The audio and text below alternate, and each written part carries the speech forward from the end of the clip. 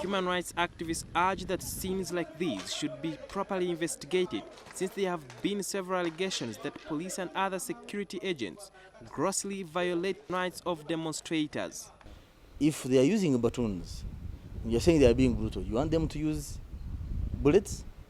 Because the fellows you are dealing with are throwing boulders, stones. The large rounds-ups of, dozens and dozens of people, the lack of evidence, those kinds of investigations tend to only bring fear in the community.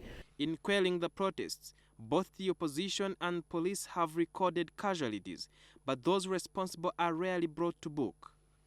Human rights activists, however, castigate the police for applying selective prosecution against protesters. Several Human Rights Watch reports have been published about Uganda implicating some of the big officials in the high authorities in government, but more often than not, no action has been taken against such individuals. And this is looked at as identifying a disease, but failing to administer a drug to treat it. So when it comes to, for example, some of the killings that happened last year during walk-to-work protests, the police are the ones carrying the weapons, and they need to be responsible for the consequences of carrying those weapons. We have internal courts, so some of them are tried there and punished there.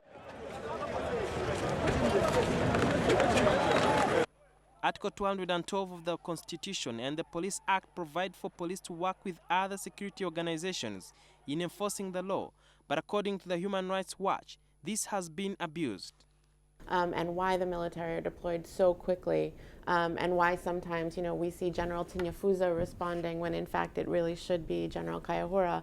There has been public outcry over the prosecution of civilians implicated in violent protests. Critics cite the September 2009 Buganda riots, from which only civilians are before court at the moment, yet security agents were also implicated in human rights violations. It's hard to remember the facts of previous cases, but I think it is very important that when there are urgent crises that occur, that those events don't fall off the diplomatic talking points. You're not going to parade the soldiers because you must police certain quotas that want to see the army being prosecuted. I was assaulted. Has Human Rights reported about it? But what action can be taken against the police and other security agencies?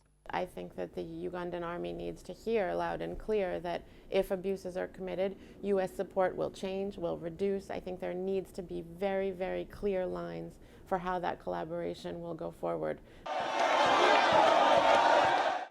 I also sought to know whether the allegations that the West fuels most of the protests that have taken place in Uganda.